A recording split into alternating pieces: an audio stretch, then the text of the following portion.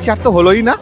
মমতা আর ওর ভাইপো ওদের দুজনকে আনো, বলির পাটা করা হচ্ছে, এটা সবাই জানে।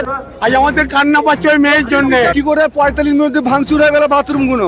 নমস্কার, আমি শ্রেয়া, আপনাদেরকে মাধ্যমে স্বাগত। আমরা এই মুহূর্তে রয়েছে শিয়ালদা কোর্ট চত্বরে, যেখানে কিছুক্ষণ আগে আরজিকর কাণ্ডের দোষী সঞ্জয় রায়, তার বিরুদ্ধে সাজা ঘোষণা করলো এবং তাকে ভারতীয় ন্যায় সংহিতা অনুযায়ী 3টি ধারা তার বিরুদ্ধে মামলা চলছিল। একটি হলো 64, 66 এবং 103(1). এই 3টি ধারায় তার মামলা চলছিল এবং তাকে যে সাজা ঘোষণা করা হলো তা হলো তার আজীবন কারাদণ্ড এবং সেই সঙ্গে যাবজ্জীবন কারাদণ্ড এবং জরিমানা 50,000 টাকা। এবং তিনি যদি এই 50,000 টাকা জরিমানা দিতে না পারেন তাহলে তাকে আরও 5 মাস জেল খাটতে হবে, এটাই আমরা বিচারপতি জানালেন। এবং সেই সঙ্গে আরও একটি বিচারপতি একটি মন্তব্য করলেন যে বিরলত থেকে বিরলতম যে কথাটি বলা হচ্ছিল এই মামলাটিকে, বিচারপতি বললেন না, সেটা নয়, এটি বিরল থেকে বিরলতম ঘটনা নয়। এবং সেই ক্ষেত্রে আরেকটি কথা বললেন যে নির্যাতিতার পরিবারকে তিনি বললেন রাষ্ট্র 10 লক্ষ এবং 7 লক্ষ, যেহেতু এই 17 লক্ষ টাকা জরিমানা দেবে, যেহেতু কর্মরত অবস্থায় একজন ডাক্তার, মহিলা চিকিৎসক, তিনি এই নিজের হসপিটালে খুন এবং ধর্ষণ এবং খুন হয়ে মারা গিয়েছেন, সেই জন্য। এবং এই পরিপ্রেক্ষিতে নির্যাতিতার পরিবার তারা একেবারে সরাসরি বিচারপতির সামনেই বললেন যে আমরা এই টাকাটা নিতে চাই না।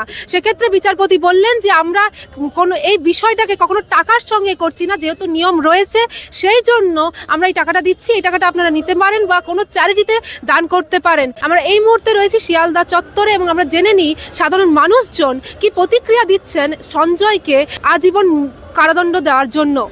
ফাঁসি তো না, এটা কোনো বিচার তো হলোই না। আর সবচেয়ে বড় কথা হচ্ছে যে সঞ্জয় রায় যা এটা বলির পাঠা, বলতে গেলে আমাদের কাছে বলির পাঠা এটা। আর তার এটা একটা রাষ্ট্র একটা পুরস্কার দিল ওকে, শুধুমাত্র যাবজ্জীবন থাকা খাওয়ার একটা ব্যবস্থা করে দিল। এটাকে তো যাবজ্জীবন কারাদণ্ড বলে না, থাকা খাওয়ার ব্যবস্থা করে দিল, আর কিচ্ছু নয়। কি আছে ও খুব ভালোভাবেই জানতো যে ও জেল থেকে কোনোদিনই বেরোতে পারবে না, ও ভালোভাবেই জানতো, অন্তত নিজের লাইফটাকে বাঁচিয়ে দিল। এটাকে আমরা বিচার ধরি না, বিচারের নয় প্রহসন এটা বিচারকে আরো দুর্নীতিটাকে আরো প্রশ্রয় দেওয়া হলো, আর কিছু না। আমরা এটাকে মানি না একদম। এতে কি বলবো, এতে কিছু বলার নেই। ওকে যে বলির পাটা করা হচ্ছে, এটা সবাই জানে, বাচ্চা থেকে বড় সবাই জানে। আসল মাথাগুলো কেউ আসেনি।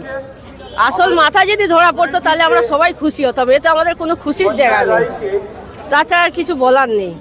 প্রত্যেকটা এসে আমরা রাস্তায় আছি, রাস্তায় থাকবো, যতদিন না বিচার পাবে আমরা রাস্তায় আছি, রাস্তায় থাকবো। মমতা আর ওর ভাইপো ওদের দুজনকে আনো, হ্যাঁ, টাকা দিয়ে নোট খেয়ে বসে আছে, মেয়েদের ইজ্জত বুঝছে না সে। আজ আমাদের কান্না পাচ্ছে মেয়েটার জন্যে। পুলিশ থাকতে আরজি কলে 14 আগস্ট রাত্রিবেলা কি করে 45 মিনিটে ভাঙচুর হয়ে গেল বাথরুমগুলো। এটাকে আমি একটা প্রহসনই দেখছি, বিচারের নামে আমি একটা প্রহসনই দেখছি। কারণ আমরা সঞ্জয় তো দোষী, ঠিক আছে, তাকে আমরা সর্বোচ্চ শাস্তি ফাঁসি হিসাবেই চেয়েছিলাম, কিন্তু তার সাথে সাথে আরও যাদের ডিএনএ পাওয়া গেছে তাদেরও সামনে আসা উচিত এটা মনে করেছিলাম। সন্দীপ ঘোষ আর তারাশোনা ঐশীকে যে জামিন দেওয়া হয়েছিল সে বিষয়ে আলোকপাত হবে সেটাও ভেবেছিলাম, কিন্তু কোনো কিছুই আমরা পাচ্ছি না। আমরা দেখছি কি বিচার ব্যবস্থা, আমরা সাধারণ মানুষ কি বিচার পাবো সেটা যেন প্রশাসনই ঠিক করে দিচ্ছে যে কিভাবে সাধারণ মানুষ কতটুকু বিচার পেতে পারে, এর থেকে বেশি পারে না। তাদের হাতে ক্ষমতা আছে বলে তারা তথ্য প্রমাণও লোপাট করে দিতে পারে, তারা সব কিছু করে দিতে পারে। একটা সাধারণ মানুষ হিসাবে আমি এটাকেও দেখছি যে শাসক বদল হয়ে যেতে পারে, কিন্তু দুর্নীতি বদল হচ্ছে না, দুরবস্থা বদল হচ্ছে না।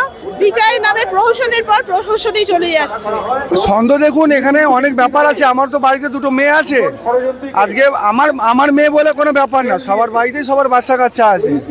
আজকে যেই মেয়েটার ব্যাপারে যেই জিনিসটা হয়েছে, আমিও 14 দিন রাত্রিবেলা সাইকেল চালিয়ে শ্যামবাজার রাত্রিবেলা আমি বাড়ির থেকে এখান থেকে দোকান করে রাত্রিবেলা ভোর 3:30 সময় বাড়ি থেকে ফিরতাম ওর বিচারের জন্য। এটা খালি এর দ্বারে হয়নি, এটা অনেক বড় বড় মাথা আছে যারা কোটি কোটি টাকা নিয়ে বসে রয়েছে।